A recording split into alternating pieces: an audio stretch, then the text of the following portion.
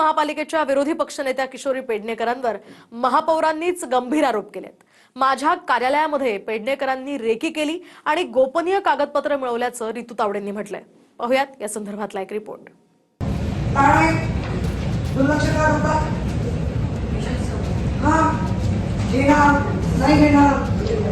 काय काम करता? 30 मार्चला दिलेलं पत्र आहे। ज्या पद्धतीने ट्रेस पासिंग करत होत्या, ज्या पद्धतीने माझ्या दालनाची रेखी करत होत्या। मुंबईच्या महापौर रितू तावडेंनी महापालिकेच्या विरोधी पक्षनेत्या किशोरी पेडणेकरांवर गंभीर आरोप केला। माझ्या कार्यालयामध्ये येऊन पेडणेकरांनी कर्मचाऱ्यांना दमदाटी करून रेकी केली आणि गोपनीय कागदपत्र मिळवल्याचा आरोप महापौरांनी केला।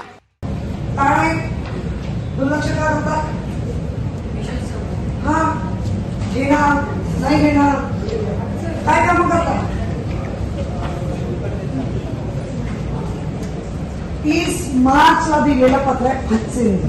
ताई तुमची दिशाभूल करतात आहे। आता तर ताई माध्यमांची पण दिशाभूल करायला लागल्या आहेत। कदाचित त्यांना विसर पडलाय, त्या स्वतः माझी महापौर होत्या, त्यांना या सभाशास्त्र माहिती असायला पाहिजे। कॅमेरा ऑन करून ज्या पद्धतीने ट्रेस पासिंग करत होत्या, ज्या पद्धतीने माझ्या दालनाची रेखी करत होत्या, तो एक ऑफेन्स आहे आणि ते किशोरीताईंनी फार मोठी चूक ही आज मुंबई महानगरपालिकेच्या विरोधी पक्षनेत्याला न शोभणारी गोष्ट त्यांनी आज केली आहे। अतिशय चुकीच्या वागलेल्या आहे। मुळात हे गंभीर आरोपच नाहीत, हे बालिश आरोप आहेत। मी तर खुलेआम कार्यालयात गेले, ज्या कार्यालयामध्ये एमएच डिपार्टमेंट म्युन्सिपल सेक्रेटरीचे लोक काम करतात, त्यांना मी माझ्या पत्राची उकल दिली की 30 मार्चपासून आम्ही तुम्हाला पत्र पाठवतोय। तुमच्याकडनं म्हणजे तुम्ही महापौरांकडनं का पत्र घेऊन आम्हाला पाठवली नाही? कारण एमएच डिपार्टमेंट हेच काम करण्यासाठी तिथे ठेवलेलं आहे। 3-3, 4-4 PA त्याच्यासाठीच असतात आणि ते त्याची उकल घेतली पाहिजे। बेकायदेशीरपणे गोपनीय कागदपत्र मिळवणं आणि कार्यालयामध्ये येऊन कर्मचाऱ्यांना दमदाटी करण्यावरून पेडणेकरांवर गुन्हा दाखल करण्याची तयारी रितू तावडेंनी केली आहे। तसं पत्रच त्यांनी पोलिसांना लिहिलंय।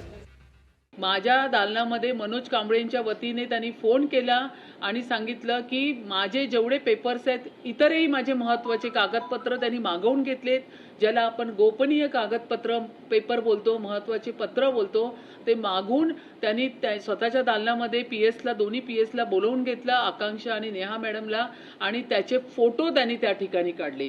हा एवढा मोठा ऑफेन्स आहे। अतिशय संवेदनशील असलेल्या महापौराच्या दालनामध्ये अशा पद्धतीचं विरोधी पक्षनेत्यांनी जी आज वागणूक केली आहे ती मिसकंडक्ट आहे। आणि म्हणूनच मी आता माझ्या लेटर हेडवरती पोलीस उपायुक्त परिमंडळ आणि वरिष्ठ पोलीस निरीक्षक आझाद मैदान पोलीस ठाणे या ठिकाणी मी माझं पत्र देते आणि अशा पद्धतीने विरोधी पक्षनेत्या किशोरी पेडणेकर यांचं हे जे वागणं आहे हे या सभाशास्त्राला अनुसरून नाही आहे आणि म्हणूनच ह्यांच्यावरती गुन्हा दाखल करा, अशा पद्धतीचं जे पत्र आहे ते मी आज स्थानिक पोलीस स्टेशनला देते। की जे आम्ही पत्रव्यवहार केलाय त्या पत्राचा तुम्ही काय उत्तर आलंय मला दाखवा। कदाचित ते पत्र तुम्ही पाठवलंय की नाही ते आम्हाला दाखवा। त्या स्टाफनी सांगितलं महापौर सह्याच नाही करत। मी म्हटलं ठीक आहे, मला दाखवा कशा नाही सह्या केल्या। मग जो एक कच्चा ड्राफ्ट बनवला जातो, ॲक्नॉलेज ड्राफ्ट, त्याच्या सह्याच नव्हत्या आणि त्याच्याच मी फोटो काढले, माझ्या दालनात काढले। आणि ज्या वेळेला मी दालनात गेली, दालनात म्हणजे त्यांच्या दालनात नाही, मी म्युन्सिपल सेक्रेटरी डिपार्टमेंटच्या कर्मचाऱ्यांना विचारलं। आता पेडणेकर महापौरांच्या दालनात का गेल्या आणि प्रकरण काय आहे तेही पाहूयात।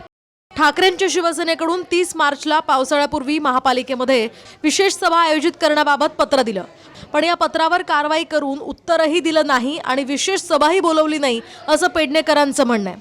त्यावरून आधी महापौर रितू तावडे आणि विरोधी पक्षनेत्या किशोरी पेडणेकरांमध्ये फोनवरून शाब्दिक चकमक झाली। यानंतर जाब विचारण्यासाठी पेडणेकर महापौरांच्या कार्यालयामध्ये आल्या आणि तिथे म्युनिसिपल सेक्रेटरींना त्यांनी जाब विचारला। मुंबईत चेंबूरमध्ये झाड पडून 11 वर्षीय विद्यार्थ्याचा झालेला मृत्यू, त्यानंतर साकीनाक्यात मॅनहोलमध्ये 60 वर्षीय असलम शेख यांचा पडून झालेला मृत्यू, यावरून महापालिकेचा कामातला हलगर्जीपणा चव्हाट्यावर आला। जर आधीच नियोजनावरून बैठका झाल्या असत्या तर या घटना टाळता आल्या असत्या असं पेडणेकरांचं म्हणणं आहे। पण आता पेडणेकरांनी कार्यालयामध्ये येऊन थेट रेकीच केल्याचा आरोप महापौरांनी केलाय आणि प्रकरण गुन्हा दाखल होईपर्यंत पोहोचवलंय। निवृत्ती बाबर, TV9 मराठी, मुंबई।